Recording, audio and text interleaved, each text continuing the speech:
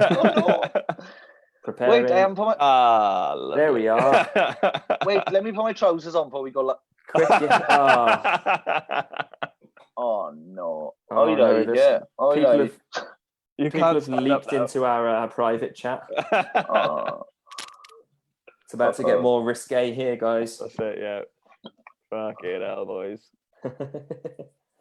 This is cool, though, going live on Facebook via Zoom. Yeah. This is time to be alive, man. Do you do your ones on Zoom, or how have you been sort of managing without it's been people face to face? It's been Zoom. Which has been nice. I do prefer in the flesh show. And then last week me and Morgan went to Cardiff to interview somebody on a Wednesday, and he didn't turn up. So that was our first post Zoom, post since the pandemic started interview. We were like, yeah, super looking forward to seeing people in the flesh, hang out with our guests. That'll be nice. Worst comes to worst, we could touch him and stuff. And then I didn't turn up, man. Any sort of forewarning, or just? Or you got to the place and wait, was this when you were in Tiny Rebel? After that, after we were meeting there to go see him after. Right, okay. So we were meant to be meeting like 2 or 3 o'clock to meet this other person. Yeah. And then 2 or 3 o'clock came around, and he said, "Oh, I just got back from London, and my landlord is kicking me out. So my landlord needs everything out." And I was like, "Oh, that's unfortunate. It's just happened on this day as well with no prior warning." Bugger. Yeah. And then he was like, "Oh, but I can maybe do 6." So we were like, "I'll wait about." So I waited till 6:45, and they sent an email saying, "Oh, can you do tomorrow?" And I was like, "Get in the fucking car, Morg. Get in the car." Well, man. Well, but sorry you had to deal with that. It's all right. That's shit. Welcome to this. Thank you for joining us, Sean. Yeah, here we go. We're started now. We were 10 minutes late, and then we were 5 minutes waffling, but we're live now. That's Sappenin. I should Sappenin. It's literally my brand, and I forget to say it every single time I say hello to somebody. And the crazy thing is, for years, because that's literally come from people in Merthyr greet each other. Sappenin, Macca, Sappenin, Bat. So and I still forget, even though for most of my life it's been the greeting I've gone with. Now that it is my brand greeting, I'm like, hello. Hello. Yeah. It feels like wrong, does it? Like to say... Well, that's the thing. The other day, me and a friend were we were in Cardiff. Yeah, it was me and Morgan, man. Me and Morgan, a friend. Yeah, me and Morgan in Cardiff, and I heard somebody shout Sappenin behind us, and I was like, oh, here we go. And it was nothing to do with us. Absolutely nothing to do with us. Nobody recognised, nobody cared. It was nothing to do with us. It's just so Welsh. So I was like, oh, I'm fucking sick of this. I am sick of being fucking seen all the time. Oh, nobody cares. Nobody gives a shit. So hilarious. Oh, fucking hell, man. Well, anyway, thank you for joining us today. That's okay. Sorry about them technical difficulties earlier. It's one of them. Like I said, if it's got anything to do with a member of the Blackout, it will go wrong. So that was the Blackout's motto. We're just keeping the tradition alive. That's it. Yeah, there was nothing wrong with it. You just wanted me to feel at home. Yeah. We're all about our guests feeling comfortable in their own houses. I noticed in the chat earlier, Rich said, this seems to be going too smooth for sure. We need to fuck this up. Unplug your router. Just sit still, freeze for a moment, Ethan. Just pretend it's not working. Nice. But thanks for having me, boys. Thanks for having me. Thanks for joining us, chilling, man. Yeah, thank you. I guess we'll jump right into it then, talking of like Merthyr and the Blackout then. If we could, you probably said it 1,000 times, but I guess it'd be really interesting to hear about, the formation of the band and all them early years. You're really interested in music, Yeah, cool. Well, it started in school, in Cyfarthfa High School. I went to school in a castle, just in case any people from outside of the UK watching this. I went to school in a castle, like Harry Potter, but gorgeous and not fake. So it started there, where like 5 of us were in school together. 4 of us, one of us worked in gel sports, right? So Snoz, the drummer, worked in gel sports. four of us were in school together, decided to make a band because we all liked Limp Bizkit and shouty music, and all the bands around the town at the time were kind of doing like indie or placebo-y type stuff.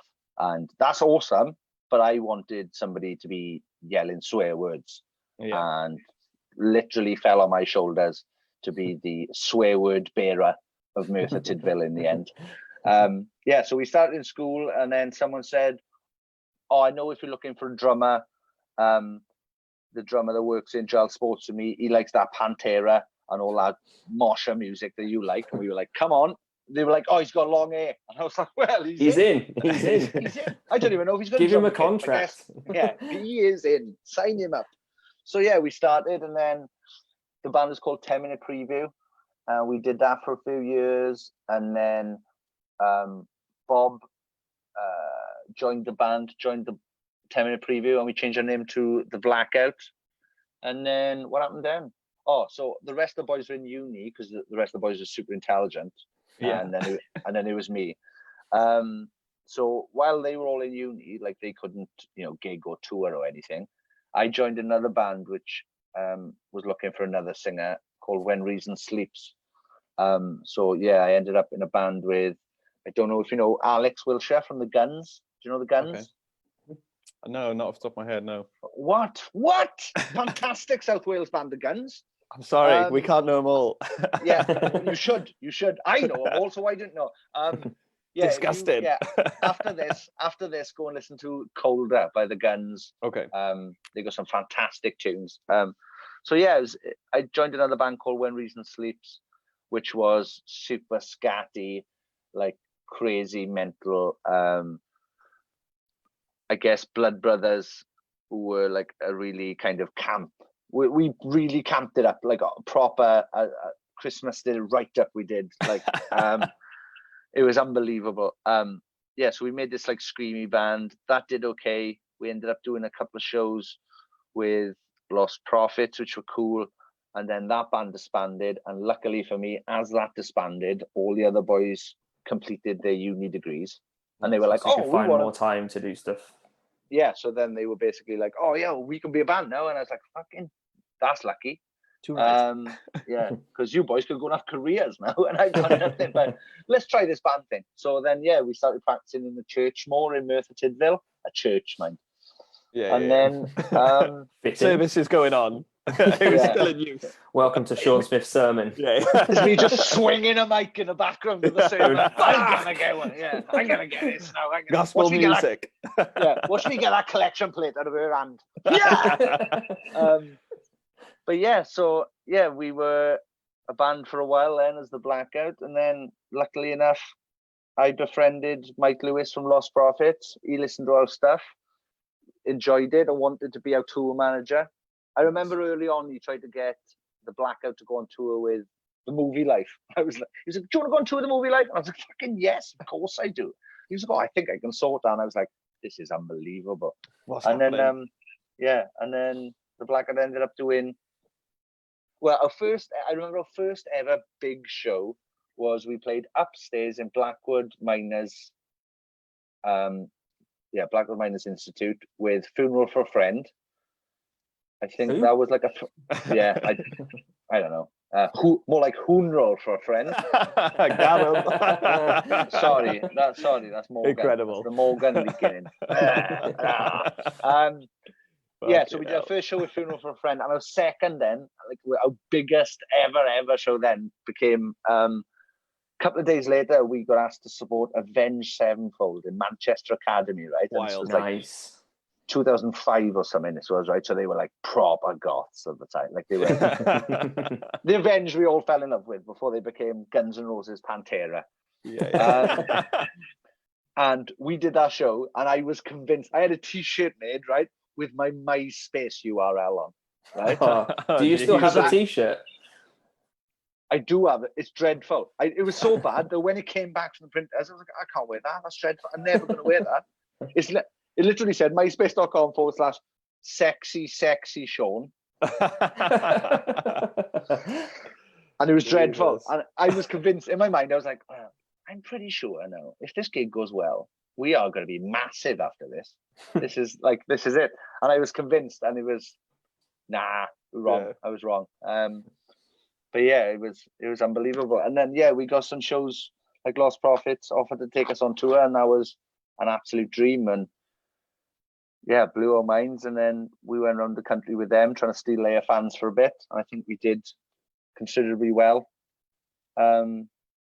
There was points on some of those shows with Lost Prophets where they weren't doing a song called Cobra Kai, which is one of my favorite Lost Prophets songs. Right. So we started doing it. Very respectful. Yeah. What other band, right, will go on tour with a band and be like, you're going to play our favorite song? No, we're going to fucking do we'll it. Do it for you. We'll do it right now. Yeah, it's not fun. Yeah.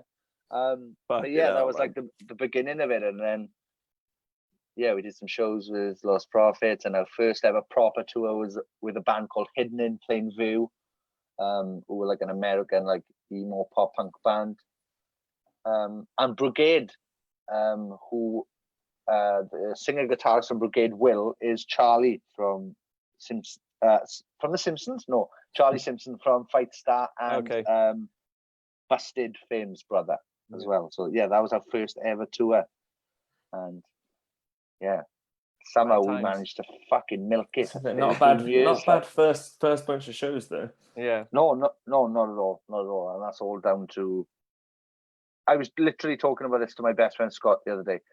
If I was saying that me and Scott and some of my friends went to a Kerrang weekender down in Camber Sands, right, in like the Butlins, and if we hadn't gone to that, I wouldn't have befriended Mike Lewis from Lost Prophets, and ultimately spent so much time with him that he ultimately had to give in and take my band on tour.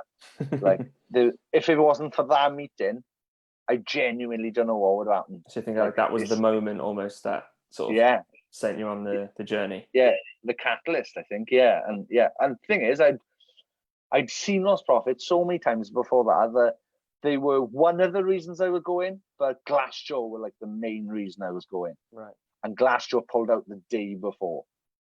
So I was like, do I go down? I'm not sure. I can go see Lost Prophets again or whatever. And then I went down there and I went and saw them, and they were fucking fantastic. And that was the night I befriended Mike. We ended up doing all right. So thank you very much. We had the same sort of conversation. Who is it we were talking to the other week, Ethan, where they said that they met Ryan Richards, and basically it was at James Joseph. It's the same sort of thing where just happened to be the right place at the right time to meet the right person, and then you get so many opportunities playing for football or something, weren't they? Yeah, and then wasn't it a download or a festival, and they were all watching the football together, and he met Ryan, and then his sort of career's gone on from there as well. So it's sort of nice that it's still all about meeting someone and having that first conversation leads you on an amazing journey. And that's another thing as well. I think what you'll find with South Wales bands is we'll all try and pass it on as well. Like we'll all try and help out as best we can with other people. Like, honestly, if it wasn't for Lost Prophets, there'd be no the Blackout, there would be no Kids in Glass Houses, probably be no Funeral for Friends, there'd be none of that. But then they passed it to us, they passed it to Funeral passed it to other bands, and like you said, like Old in Absence now. It's just I think it's just something about South Wales and like the community, and we're all from like this kind of shitty place that we all kind of want to get out of, but we all come back to. We all bloody come back to it like a giant magnet of shit. Like Si Martin's literally just said that after that he goes, and now Junior have met Sean and we're going to take over the world. That's true. That's what I was going to get to was and now I'm lucky enough that I get to help out with like people like Junior, who are a fucking fantastic band. Sick. As you know, the fucking three nicest people on earth. Yeah. I sometimes purposely try to annoy them and make just them to angry. See how far you can push them. Just to see how. That doesn't seem like you at all. No. Not in your character. And, absolutely lovely. You can't annoy them. And they've just surpassed 1 million plays as well on Spotify. So congratulations to them. That's fucking fabulous. I don't know why I swore. It's because I'm so excited. That's it. It's mad, man. I mean, I was saying, I think it was on that Q&A with James, actually, it's just something I remember being aware of, just like the sort of like the South Wales scene, like growing up, and not really even like considering it or being like acutely aware of it being maybe different from other scenes until I was an adult, and then being like, this is fucking sick. Like, it's good that it's like something that like, well, I think even when we were in it, I don't think we realized how good it was. We were just all trying to fucking, be a good band ourselves. So there was a point where, you had like Take It Back Sunday, Glassjaw, Brand New, The Movie Life, Thursday, like all from that like New York, New Jersey area, and like they all came out at the same time. It's like, Jesus Christ, what a scene, like what an area that is. And then next minute you've got Film for Friend, Kids in Glass Houses, Lost Prophets, Full of My Valentine, Save Your Breath, just loads and loads, and it's awesome. And it all came, and I think it's coming around now. I think we're about to have the second wave. Stuff, I don't want to say second wave, especially with the times. Like, we're about to have the second wave. The second wave of decent music, not of the Rona. Not of the Rona, though. Cymru virus. That's what I'm calling it. Well, I mentioned to you earlier, like, the first time that I saw you play was at the 2007 Reading Festival. We mentioned that before, but like that lineup, before we go into like the sort of stuff that we wanted to bring up from that, but that lineup was full of so many Welsh bands that, I mean, even myself, like I'm from the middle of England, and it didn't occur to me until, like Ethan said, living here, you notice so many bands that are still here and still around, and everyone's still involved, that we're involved in that 2005 to 2010 sort of Reading, Leeds, Download, Glastonbury, and doing really, really well for South Wales. Sonosphere, the big one. Good time. It's crazy how many good bands there were. It's not like you're saying there's not just one good band and a lot of bands that are happy to support them. There were so many good and great bands at that time. Well, and it was different genres as well. It was like different genres that would play together as well. So you'd have like, you had like your pop rock, your Kids in Glass Houses, and then you'd have Feel for Friend, and then you've got pop punk, proper pop punk of Save Your Breath and stuff. So it was just an awesome time. And I just think, because like, it's crazy, because we start, like, everybody in those bands started by going to gigs together. Like, we would see each other at places. And I remember, like, talking back to like MySpace and stuff now, like Friendster, right? I don't even know if you know what Friendster is, right? I'm aware of it, but I never had it. No. All right, cool. Granddad Sean had it, right? Everything was black and white, right? And the world was black and white. I've got a DM in there from a time when I DJ'd a club and I played Gimme What You Want, I think, and it was like the demo version or whatever. And I played it, and I got a message from Aled Phillips saying, "You made me feel like a rock star for 3 minutes 30 seconds today by playing my song. Thank you so much." I was like, "Yeah, cool." And he went on to do absolutely nothing. So I don't really know. I brought this. That song still bangs. Yeah, absolutely. Unbelievable. It's still fucking hard, man. It's all such of a them great track. They haven't got. I don't know if they've got a bad song. They've so many fucking hits. And we all just like grew up, and we'd see each other at shows and stuff. And then, so there was like, as we were growing musically together as well. And then all the bands just came together and we toured together and collab with each other. And it was a fantastic time. But like we said, I think now we're looking at Cymru 20, the second wave of South Wales coming through to smash everybody again, because there's some really good bands at the moment. Yeah, I was actually talking about this with somebody at work the other day, how there are so many bands and so many genres in South Wales now, but you said everyone goes to shows. You'll always see someone who's like the frontman of an indie pop band at a hardcore show, because their mates playing bass that would normally play guitar in this band, and it's just all this one massive huge community, or like a weird family of just great musicians, I suppose. The bassist now for my new band Raiders, we ended up getting him involved because our drummer knew him. We previously asked 2 different people to play bass for us. They both said yes. We'd given them a fortnight to rehearse the songs. They said yes. They both didn't turn up on the day. So we were like, fuck. I was like, wow, this literally is the Blackout curse. Nobody wants to be in a band with me and Bob. But nobody wants to be in a band with me, right? So here we fucking go. So then Sticks got in touch and he was like, oh, my friend Ryan, he plays guitar in like kind of like an indie band again, like an indie rock band, I suppose, and he's in a covers band and stuff, but he'll play bass for us. So we ended up getting him in, and he's from like a different, I don't even, to be honest, right, I couldn't tell you if Ryan Lewis from Raiders likes any of Raiders music. I don't know. That's all a consummate professional right there. Yeah, all I know is he likes the Manic Street Preachers and After Driving. So right. I don't think he does like Raiders, but he's in a bloody band. So yeah. I'll give you At the Driving. I can't hear much Manic Street Preachers, but At the Driving he can play a bit. If you mean there's going to be a tit with big hair leaping about throwing his mic at people, yeah, I get that's At the Driving all over. Yeah, me being picked up by Bob and thrown is very likely. Sort of swinging back a bit, I guess. Then I was hoping we chat sort of briefly about sort of your amusing, well, maybe not so much amusing, but painful expenses you've had over the years. You talking about stormtroopers and lights and ramps and middle fingers. Yeah. Okay.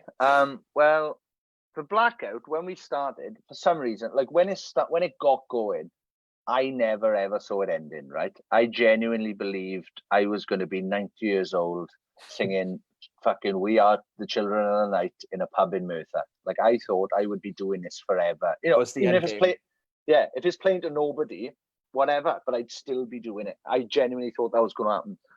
So when we started, not that we didn't care for money, but we were so used to being paid 50 quid for support tours that we would kind of budget tours just to be like, all right, as long as we are not losing anything, as long as we are not out the pocket ourselves, let's do them.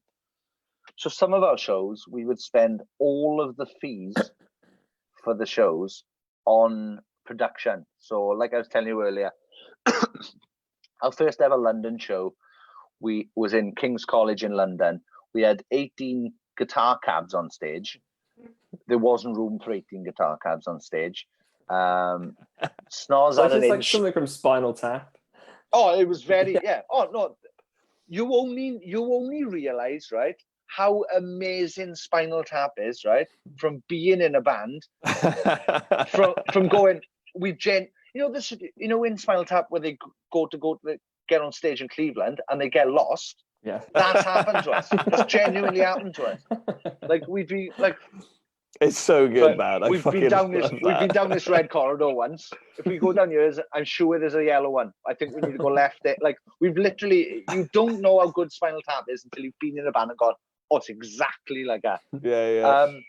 But yeah, that King's College show, we spent all the money on guitar cabs and lighting. We had so many lights there, right? We had the guy at the time, Chris Bushell. I think he was doing he was like Amy Winehouse's lighting director at the time.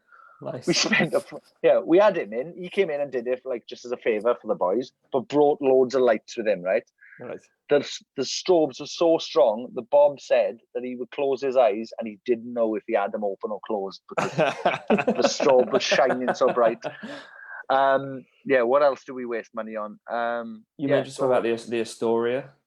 Yeah, the Astoria. So the Blackout ended up headlining Astoria. We were one of 4 unsigned bands to ever sell out the Astoria. The other 3 were Enter Shikari. Okay. Dance rock metal band Enter Shikari. Who? They haven't done much, have they? No. I don't know where they are now. Well, they've unsigned. I'm not sure. They probably just fucked off, didn't they? The Darkness. Okay. That was another band. Don't know what they're doing. Yeah, no. Don't know what they're doing. And the last one is a band called Ned's Atomic Dustbin. Oh yeah. Which is I actually have brilliant name. I don't know if they're Welsh. I wouldn't say they're Welsh. I feel like I've heard them, be talked about so much in the Welsh scene. They might be anyway. So yeah, we were one of 4 bands to sell out the Astoria. So to celebrate, we took our fee, which I think was about £3,000. So if you're headlining the Astoria, you get paid about £3,000, I guess. It might be 3 to 5. We spent all of that money on ramps, right? Our drummer was so high in the air that I ran up those steps once and said, I can't come up here again. I'm going to have to see you at the end of the gig in the dressing room because that's too much. And then, so we spent 3 to 5 grand on ramps for that gig. And then the Reading, you said you saw us. We spent 2.5 grand on Stormtroopers because we had I don't know why it wasn't a new Star Wars film out. There was nothing. That's probably why it cost you so much to get them, because there was just no Stormtroopers about at the time. Oh, I tell you where we got them from. We got them from a Star Wars forum, right? Yeah. So our manager at the time, Johnny Phillips, who ended up he works for SJM Concerts now. He was the original drummer for Funeral for a Friend. He was our manager, and he literally had to ring around Star Wars forums to see if he could get enough Stormtroopers. So for some reason, we had the idea, what we'll do is Bob will walk on dressed as Darth Vader, right? With a big black helmet on his head and a big black cloak. He'll come on, take that off like it's some sort of big reveal. I don't know what we'd expect 70,000 people to gasp or something. I don't know. The end of an episode of EastEnders. Yeah, not one of the band I was expecting. Anyway, Bob walks out dressed as Darth Vader, shitting himself, right? He's shaking like a shitting dog, right? Flanked by fucking 5 Stormtroopers. We had to send one home because he had the wrong armor on from the wrong film. So the other 5 literally wouldn't let him stand with the other guys. So he had to be. They were like, we can't even be seen with you. So they kicked him off. They stood there then for the rest of the gig, no mention of him. Didn't mention him before. Didn't mention him after. But the brilliant thing about those Stormtroopers was that 2.5 grand, right? Technically, we paid 2.5 grand, which ultimately got us so much press because everybody we had them flanking us for the rest of the day. So every time we walked through the backstage area, we went out in the crowd at one point, and one of the Stormtroopers got rugby tackled by a pissed off knobhead, right? And we were like, we can't keep going. Assault. It got to the point we were like, we are going to have to end up looking out for the fucking Stormtroopers, and I'm not having that. I'm paying them, mind. I'm paying them. They can fuck off. Oh yeah, we ended up getting loads of press. We had loads of magazines for it, loads of photos. Yeah. So I think in the end it was kind of good for us. So I still remember it 13 years on. Yeah, it's one of the few things I can remember from that Reading Festival, to be completely honest with you. Nice, good. Unless we're the reason that you end up getting so fucked up that it ruined the rest of the year. I mean, it was early on. It was early on in the day. It's like that's probably right. Yeah. But yeah, that was a running theme. And then we did that Download Festival where we were on the second stage. And I think we were filling in for Sum 41, but we paid for 2 16-foot hands, right? So they were like that, really. But we had the men tie the fingers down. So as we came on, because Sum 41 fans might still be expecting Sum 41, obviously we're not Sum 41, this happened as we came on stage. And then we just played between them. Oh, and also that was the stage where when they sent us the stage plan, it was so big. We went, we could probably fit another drummer on there. And then someone said, should we ask Philip Jenkins from Kids in Glass Houses? And then somebody else said yes. And then for some reason, we had 2 drummers for a gig. We didn't do a gig. We might have done one before with him, but that was it. Nothing after. There was absolutely no reason. Absolutely no reason. But yeah, it's ridiculous. It's a running theme with the Blackout. It would be try and entertain everybody else first, but if that doesn't work, let's have a fucking laugh ourselves. Yeah, let's have a fucking laugh ourselves. Yeah. Well, if you don't love doing it, there's kind of no point. If you don't make it enjoyable, you could play a show after show after show after show, and the fans can enjoy it, but if you don't, that's the thing. See, sometimes it can be, like you said, bands, and I've seen loads of bands fall out of love with doing it. And it's just such a ridiculous concept that, to me, that I can go on stage and somebody gives me a little stick that magnifies my voice to people, and then people want to hear the shit I've got to say. What the fuck? how can you be sad at that? Like, I fucking love it. But yeah, it's those things just cheered us up. Oh, and then other stupid stuff we've just done. I know I mentioned it on my podcast a couple of times, but we went on tour with Blink 182. Who? Yeah, they were used to be known as Blink 364, but they split in half, I think. Yeah, so we went on tour with them. We're gonna have to end this early if this carries on like this. Sorry,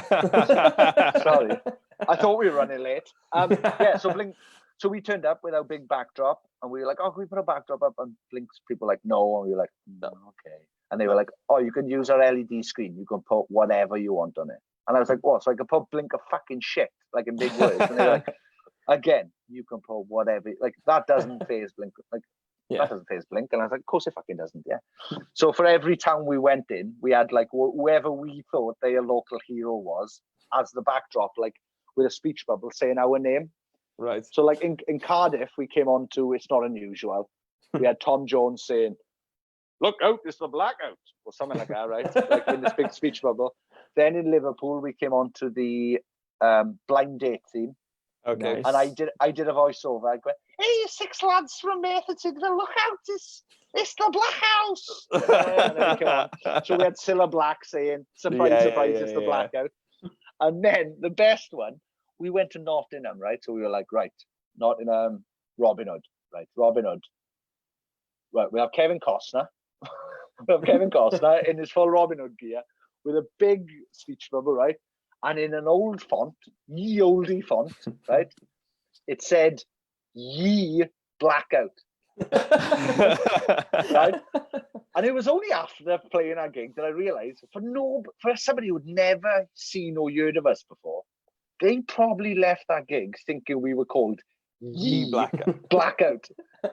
Because we didn't correct anyone. We just went on, there it is, ha ha ha, this is funny, ha ha ha. Cock and fart jokes, let's get off.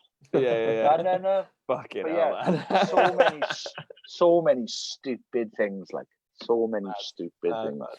I mean, it's funny to think, doing all those things, and then I know you did a lot of featured like appearances as well, and a lot of stuff. Just how busy those times must have been, sort of running the tours, appearing as different things, and now, like you said, like doing little bits for Junior. You've just been like, feel like you've been working non-stop at it really for like decades. Kind of, but also like we said, it's not like I don't see it as like the band stuff as work really. Like for my band, it's just me trying to promote myself and my band. Like whereas like working with Junior, that's a bit different, but it's awesome. Like I love it. Like I love, we're just trying to work out what the next step is. How can we make Junior the Coldplay of tomorrow? Coldplay. Yeah, without the that's the dream. That's the dream. Yeah, that's the dream. Yeah, I want Mark at a piano. Yeah, I want Matt to be the front man, the only one people know. And then who is it that said that actually Coldplay, the best musician in the entire world is the drummer and the guitar player from Coldplay, because they're super multimillionaires and nobody has a clue who they are. So they can just walk around the street and just get on with life. And Chris Martin has to go and marry Gwyneth Paltrow and deal with that shit. What a poor fella. Oh, I'm gutted for him. To be life's Chris tough. Martin. Every day is a struggle. Must be absolutely solid being able to pay for anything you wanted. Where were we? What was I? So working with Junior. It's just this is like new to me as well. So like I'm learning, like as much as I'm trying to put everything I've learned from being in the Blackout and stuff like that into helping, to help Junior however I can. Move forward,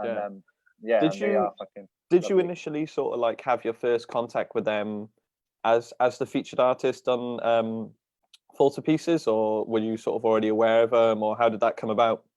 Oh, I'd known of them before. I think the song "A House That's Not Quite Home." I think I heard that, and I was like, "This is fucking huge. This is brilliant." Like the end of it, like the "You'll Be Happy" bit, and I was like, "This is." I genuinely thought like kids were going to jump on it, and it would be huge. But then they contacted me and they said, "Oh, we want to do a song where we've got a bit of a heavy breakdown. Would you do it?" And I think I said, yeah, if we do a wrestling-based video, because I love wrestling and I've always wanted to be involved. Basically, I just want to sit down with Mark and go, how the fuck do you all do it then? Like, how are you? How do you know what the fuck all of you are going to do to each other? Do you work it out beforehand? You know, I need to know details. So I was like, if we do a wrestling video, I'll do it.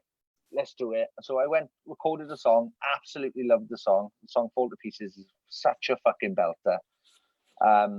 And yeah, recorded the song, went to do the video.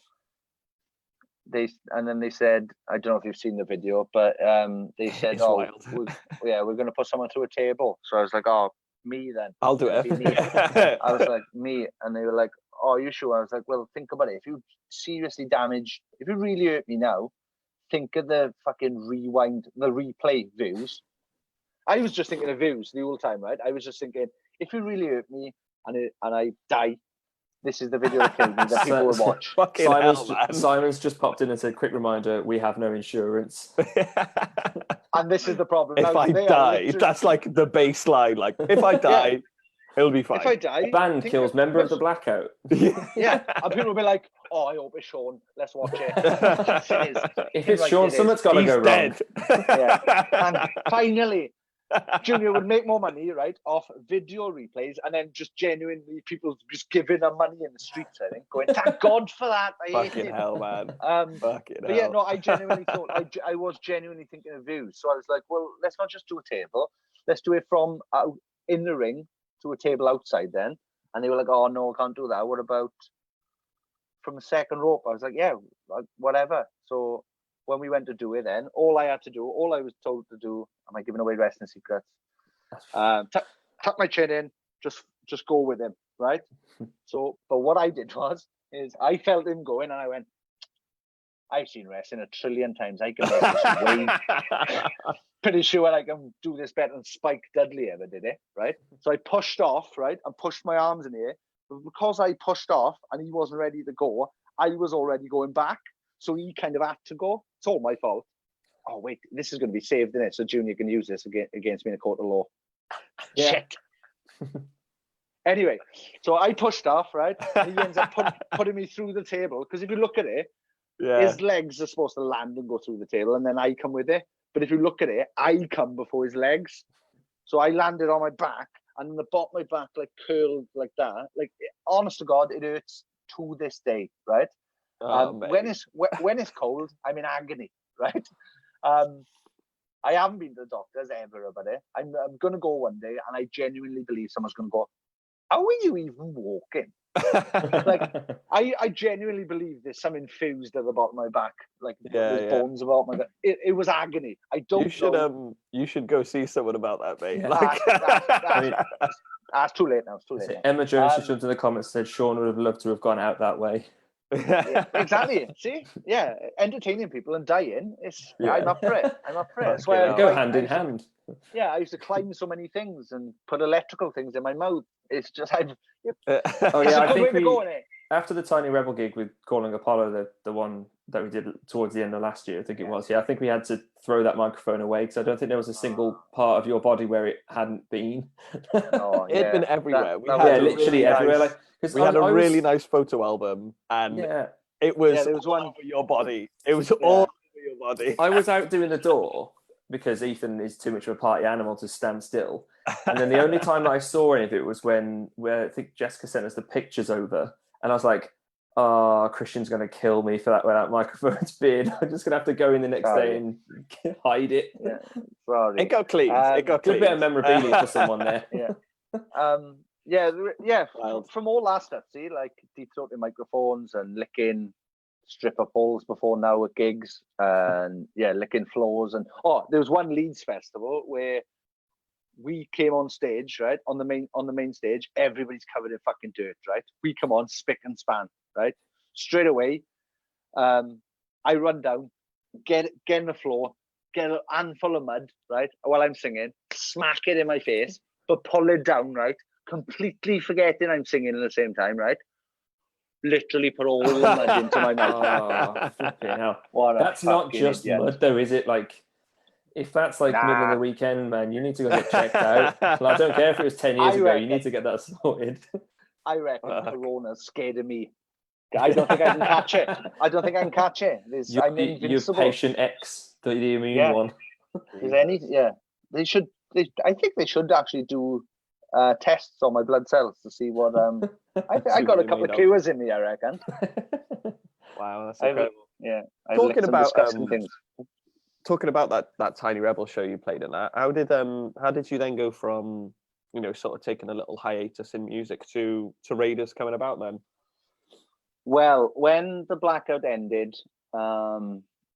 basically we did start. So how the Blackout came to end was kind of like we did start the party, which didn't go down massively great, shall we say, without audience, I guess, because basically it was getting to the point where we'd done Hope, we'd done The Best in Town. Yeah, we did The Best in Town, then we did Hope, and then I was getting kind of into my partying stage. So I was enjoying nights out and clubbing and the company of young ladies. And so I thought, let's do a party and fun album. Yay, I'm having fun, I'm partying, yay. Start the party. Start the party, yay, exactly. Nah, wrong, because our audience isn't doing exactly the same thing as you, sure. They're not. There's still hope. They're still in the hope They're section. not all eating mud in Leeds. That's it. They're all chewing mud down and smiling about it. So yeah, we kind of did that, and then, you know, we saw kind of like a drop off or whatever, and then so when we came to, but after that, then we saw like how much we were fucked about by like people in behind the scenes or whatever who said they were doing shit for us and then weren't, and then, you know, stuff was going missing or whatever. So we kind of left management and labels and stuff, and we did Wolves. We put an EP called Wolves, which a lot of people still haven't listened to, which they should, because it's fucking brilliant. And genuinely, when we recorded that, I was like, well, we knew, just after we recorded that, we knew we were going to split up. But I was so convinced that when people heard Wolves, that we would have to stay together because we'd be fucking massive again. Yeah. Wrong. So that fell apart. Like a flan in a cupboard. And then so yeah, after that kind of went wrong, I just didn't really know what to do with myself. Like, so I ended up working at Sleep When You're Dead tattooists in Cardiff or whatever with Pritch. Luckily I met Pritch when I was in the Blackout, because he offered me this job as like front of house for the shop. Like, he couldn't even believe that I wanted it at first. He was told me there was a job going. I was like, oh, I'll do that. Yeah. And he was like, huh? Oh, yeah. You fucking wouldn't do that. You fucking, you know, fucking need you to do it. And I was like, that's actually an amazing Pritch impression. Thank you very much, but oh, fucking hey, fucking Lemmy, whoa, dogs and that, whoa, I hate it. Anyway, I hope he's not watching. Yeah, it was uncanny. Yeah, it was like he was here. Yeah. We'll turn this into an audio podcast then. Yeah. I'll do an yeah. Oh, yeah, let's start a new one as Pritch, is it? Hey, let's fucking sleep in the dead now, hey! Anyway, so yeah, he offered me the job, which was luckily for me. I took that, and then I ended up moving to Swansea for they opened a shop down there, so I kind of like ran that for a bit. And then I kind of just fell out of love with music, like after, because to me, like when the band left, I know, like I've said this on my podcast or whatever on the first episode, but like it felt like I was being dumped, because I guess I'd seen, you know, if you look at pictures of the Blackout, me and Gavin in the front men, the one with the stupid blonde hair, it seems to be the focus, just, you know, just because you got stupid blonde hair or whatever. But yeah, it felt to me like I had been dumped by everybody else, and nobody, like everybody I knew was no longer interested in me. So like record label people, management, fucking band, my own friend band members, like everybody had just kind of left, and then I was just like, oh, okay, cool. Well, what the fuck do I do now? And I was so kind of upset by it that I was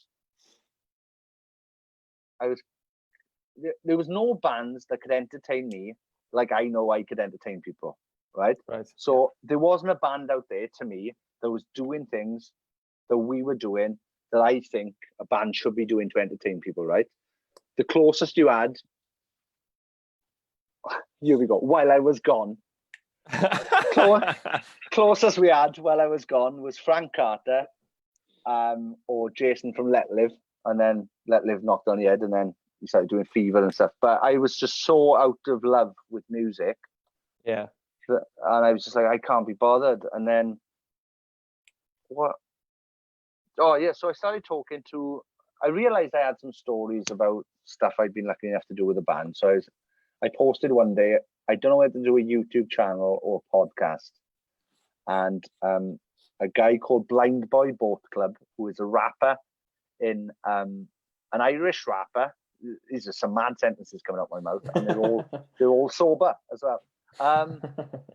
Blind Boy Boat Club from rap group Rubber Bandits. He tweeted me and said, I think you should do a podcast.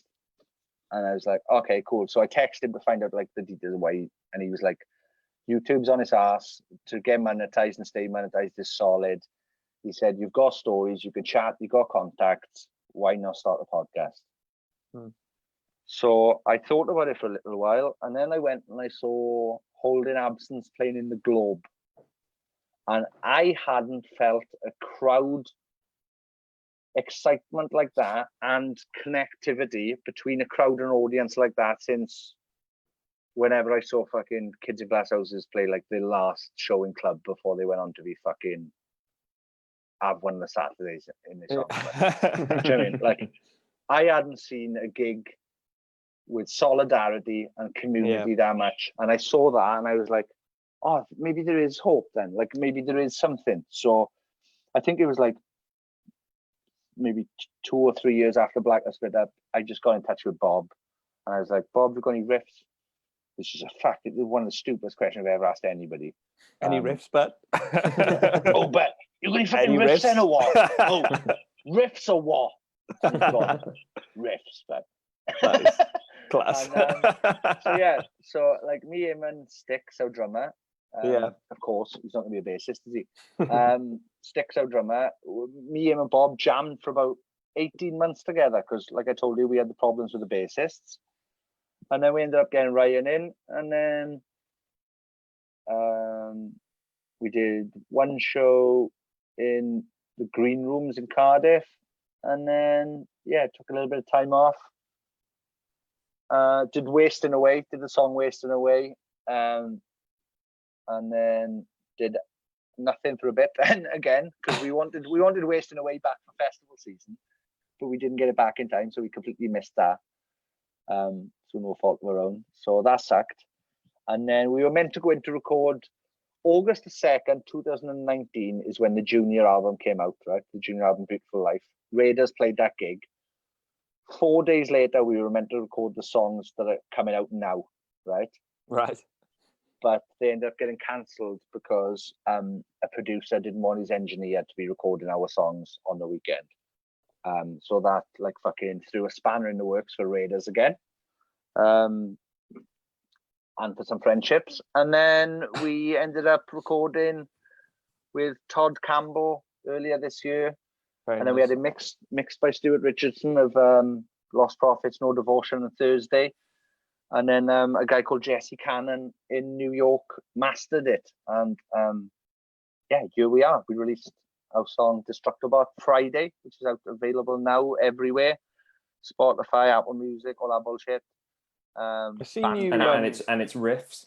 Yeah, it's riffs. Yeah, fucking Bob's riffs. Involvement. I've seen you. You mentioned something. I was looking at the. It was a post about like in the last like 24 hours or 48 hours from Destructobot, you had more than you did for the entire previous song, which seems fucking wild. Like monetary wise. Well, basically what we did there is like. For anybody who's listening to the podcast, when we talk to bands, we try to find out what they think is the best way to release. Right. So I'm kind of guinea pigging Raiders now with basically during the pandemic, since the beginning of the pandemic, Bandcamp have been doing a thing called Bandcamp Friday, where the first Friday of every month, they waive their fees and give 100% of the money to the artist. Okay. So we put ours out Sick. Friday exclusively on Bandcamp for it to come out on Spotify, Apple, or whatever on Saturday. So we were going to do it Friday. We made more money in 45 minutes of Destructobot being out and for sale on Bandcamp than we did of 17 months of streaming for Raiders. Yes, Sticks has just said, away. That's fucking crazy. Sticks just said 30,000 streams in 17 months, and then you doubled it in 24 hours. That's pretty impressive. Yeah, but that's wild, not like. But that's that's not to do with like hype or like people being into it. That's literally just how shit streaming and fucking money from streaming is. It's like it's bullshit. Yeah. I think just to jump in, I think we might be having a Sappenin reunion here because we've got Morgan in the Morgan in the waiting room. He's been waiting there for a little while, so I apologise to him. I'm just going to let him in. God, here he is, my guy. That is crazy, though. I mean, it's interesting. Like, I suppose it sort of gives you a hey man, what's going on? Big man, how are you? Welcome. Sorry for leaving you that long, man. What's going on then? We were just talking about left you hanging. I'm sorry. We were just talking about using all your Sappenin artists and guests as guinea pigs to learn more for records, putting records out. Yeah, he has been doing that, but I think it's worked well so far. Yeah, the true meaning of the podcast has come out now. Is just so Sean can get massive again, so he can go and eat more dirt in Leeds. Yeah. The funny thing is, when me and Morgan literally put the first episode out, somebody posted, it's very convenient that Sean Smith's got a new band and a new podcast. The one is to promote the other. And I was like, yeah, that would be true if I remembered every week to promote my band, but I don't. I always, literally, Morgan has to go, is there anything else? And look at me like this. For me to go, Raider's got a song. That's it, done. I'm just looking out for him and just making sure he gets all the plugs in. That's it. It's important.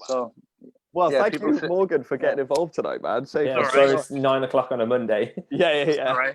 Got nothing better to do, and love all of you guys. So why not?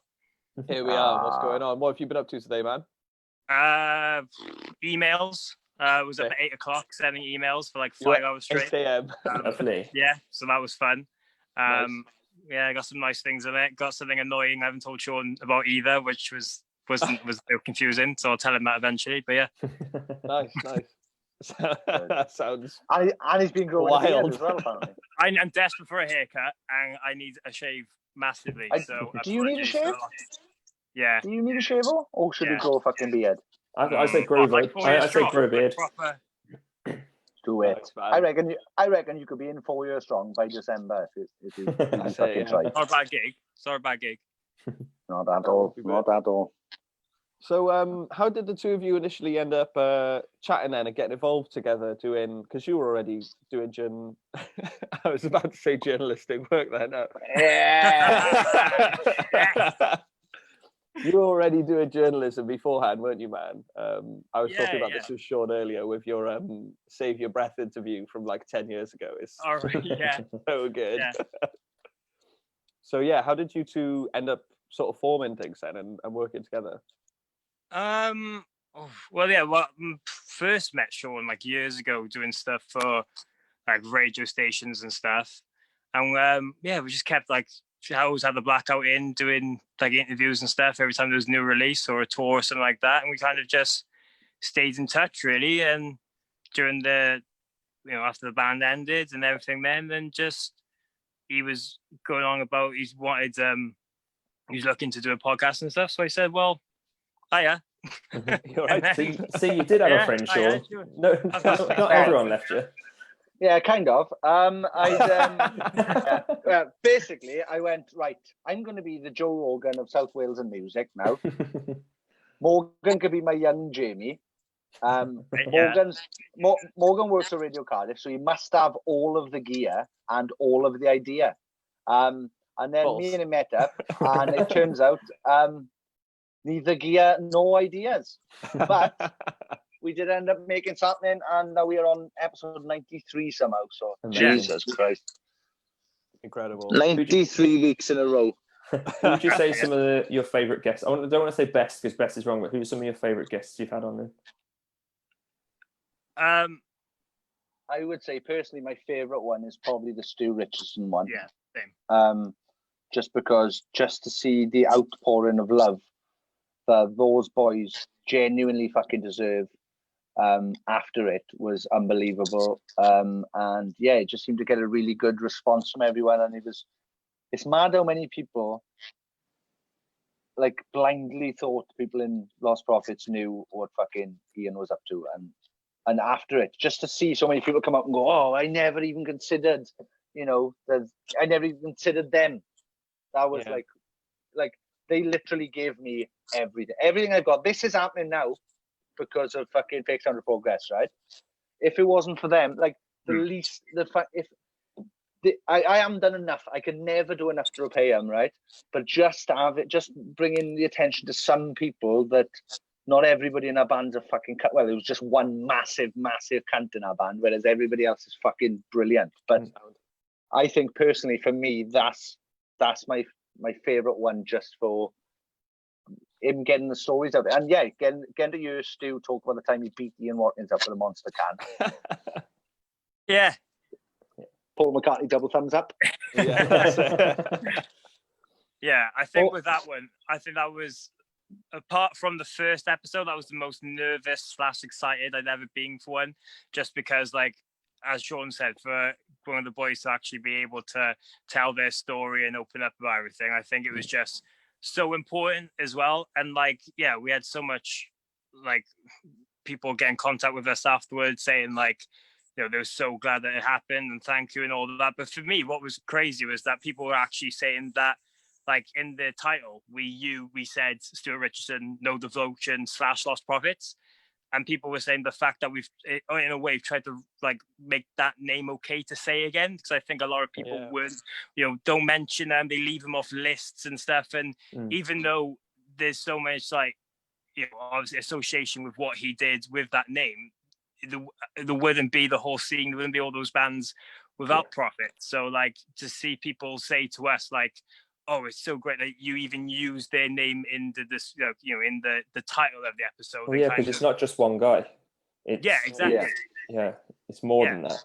Yeah, so that's definitely going to be up there with probably my favorite. But other ones as well, like for me, Taking Back Sunday, my favorite band like of all time. Sean and I got to do them on the UK tour last year. That was a blast. Jeff Rickley from Thursday. Some of others as well, like we had Sam from Mallory Knox. Yeah. And we recorded that. They literally just announced their breakup and they were doing a tour. So they turned that into like their farewell tour kind of thing. Cardiff was the first date. So we actually got to sit down with him. You could kind of see all the emotions actually running through his head for the first time. So it was like, oh, this is actually like the last night we're going to have. And for the last time we're going to be doing stuff like this. So that was, for me, that was a really interesting one to see, because you literally had all those emotions like raw in front of us. Yeah, I remember you coming to Tiny Rebel after that show, and I was like, all right, and you were like, yeah, man, that was fucking crazy. Like, there's been some wild episodes. To be fair, it's been but in regards to that Stu one as well, there's another podcast. I think it's called Welsh Music Podcast or something like that, and basically they have guests on there from preferably the Welsh music scene, I guess, to go on, and they have to choose an album to put in the Hall of Fame. Right. Okay. And then it goes up in like the Welsh. It actually goes somewhere, so I don't know whether it's in like Cardiff Uni or something like that. Literally, they're compiling this list, and they asked me to go on it, and I said, yeah, if I can do Start Something by Lost Prophets. And so the guy said no, and I said, well, why not? And he said, well, because the crime's committed. And I said, yeah, well, not 5 of them fucking committed those crimes. And also, genuinely, without Lost Prophets, again, you wouldn't have Film for Friend, you wouldn't have the Blackout, you wouldn't have Kids in Glass Houses, you wouldn't have Holding Absence. Bands from elsewhere as well, not even just the scene, like just people listening to music and hearing it for the first time. Well, and so I ended up in the competition with these guys, and I was like, well, what can I?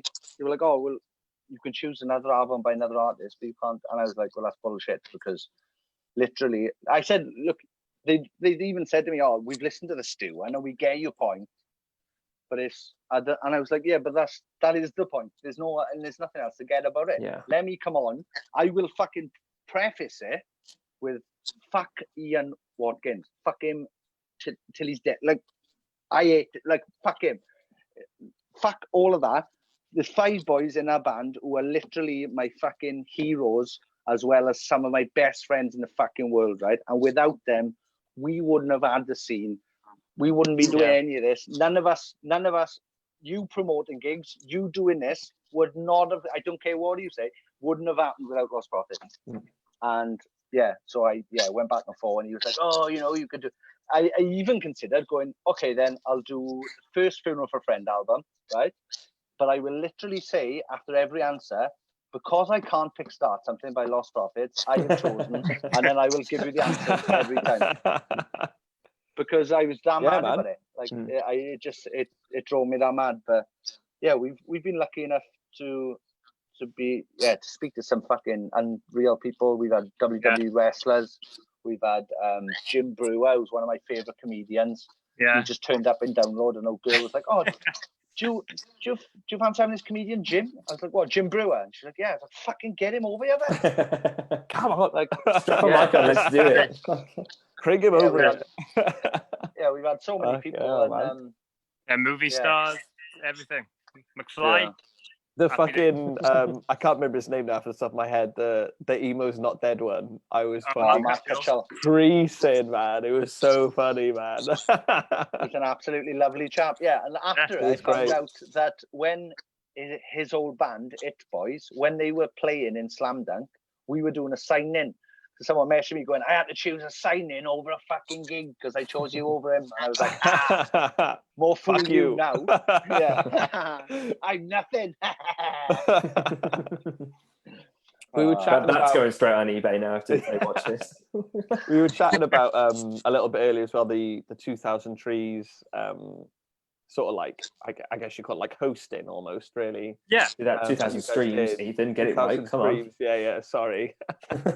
I guess we could hear some, you talking about the anecdotes or getting asked to do that. How was that sort of in general, I guess? Go on, Morg, you fire away. Okay, so basically we had been approached by 2000 Trees to actually open up the festival. Was supposed to be this year. So we were going to be doing a live podcast with an audience on a stage and everything every day to kickstart the festival before the band started, which is a very weird sentence when you say it out loud. Like, I'm also glad it didn't happen. now. But obviously, because the festival kind of didn't happen with everything going on, that they decided to do an online version and asked us to host this instead. So Sean and I did it in our houses and interviewed loads of bands, introduced loads of bands. Got to see acoustic sessions and stuff. Yeah, it was cool. Completely different experience from some presenting stuff I've done before and whatnot. I bet. It's a great laugh, yeah. And like 2000 Trees is one of our favorite festivals as well. Like the atmosphere and the bands they put on and stuff is just like one of my favorite highlights every year. So yeah, it's fucking sick festival. I watched the Jimmy Eat World one, and just seeing your intro to Jimmy Eat World, like you actually see like you were like beaming, like I can't believe this is happening. This is insane. Like I was like, I was proud for you for that exact moment. Then, because like I love Jimmy Eat World. They're one of the best live acts I've ever seen. Yeah. And watching you introduce him, I was like, that's it, man. He's so happy now. This is great. I said to Sean, I was like, you've got to let me do this bit. It's got to, Oh, he did. He fucking begged to introduce Jimmy World. Like, because we were going like, I'll do one, you do one. I'll do one, you do one. Like, down the list. And he literally Morgan had his eye on Jimmy Eat World at the top there. And he was like, oh, no, this doesn't work. Like... This doesn't work out. And I was like, yeah, of course you fucking can. Like, I should have cut in just before. My favourite band. Crazy, man. Crazy. So, I mean, after, I guess, doing, like you said, the sort of like the challenging podcasts and 2000 Trees, sort of more entertaining, what else have you guys sort of got planned, or how do you plan those moving forward? What's the plan with the brand, I guess? Well, I mean, go on. Yeah, we've got the 100th episode coming up in a few weeks' time, which again is crazy to think. Almost 100 weeks in a row putting this out, mental. Me and Ethan are sick of doing this after 3 months. I know. Just want gigs back, man. Yeah, man. Yeah, tell me about it. But no, me and Sean had a nice chat the other day and went through some ideas of guests we want to kind of celebrate that milestone, because as well, a few weeks later on after that, it's actually our 2-year anniversary for doing the podcast as well. So I think candlelit dinner, is it, lads? Well, social distance apparently, yeah. But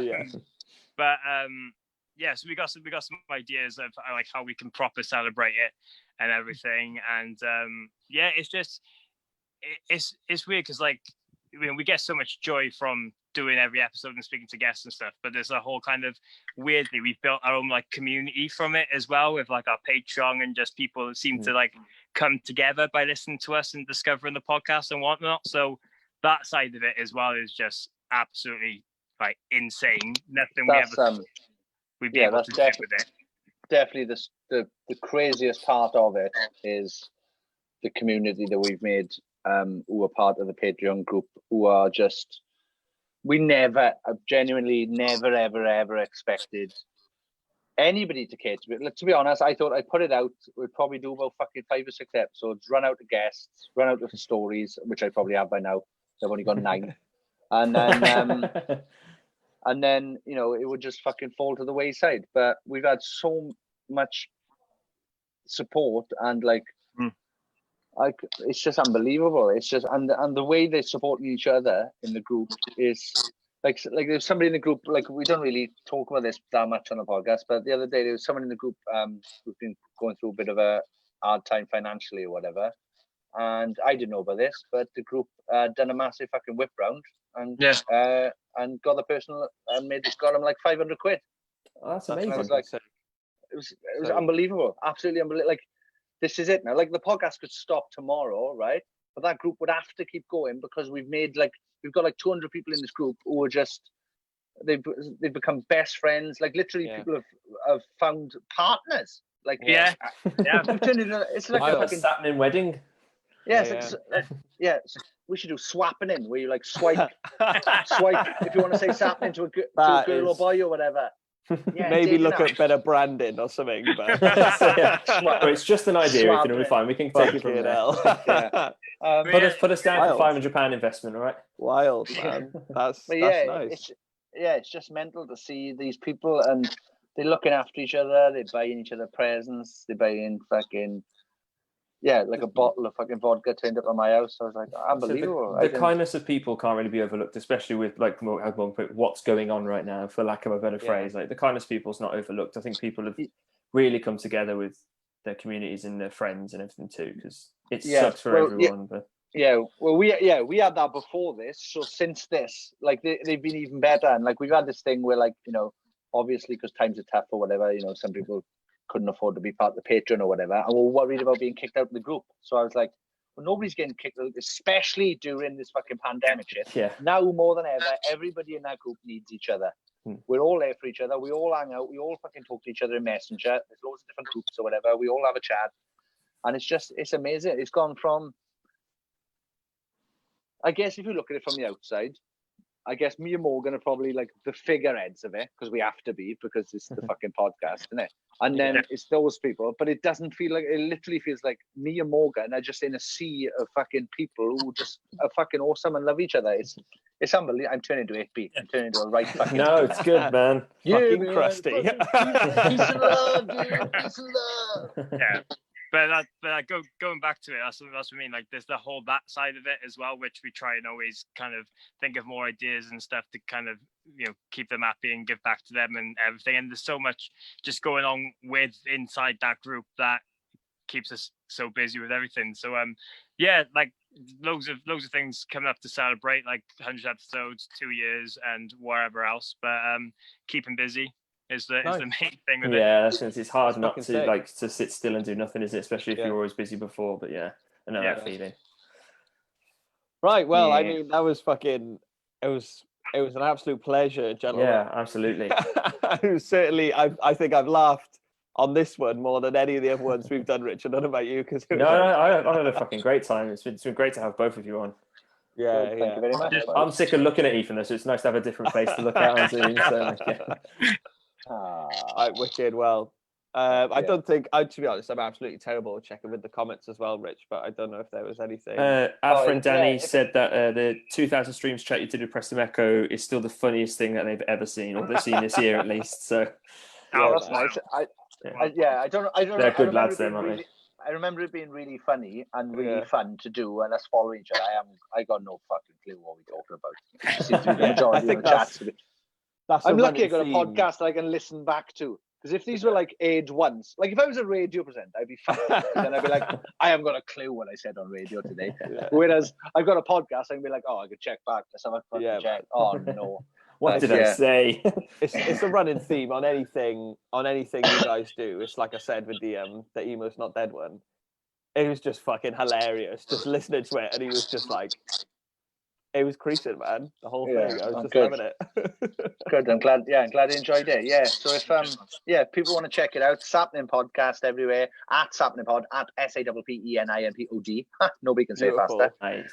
On Instagram and Twitter, and at Raiders Band UK on everything, I think. And on everyone Spotify. add Morgan on Facebook. That's it. Yeah. Right, post some selfies now and again if you want to. Yeah, you love it, man. Yeah. Oh, he'll be there, boy. He'll be there. But yeah, cheers. Yeah, thank you so much. Guys. Take care. Thanks, guys. I'll speak to you in a Do bit. I leave now? Do I leave? Stay there. Kick me out? Stay there a second, and I will look after you. Yeah. Save. Bye.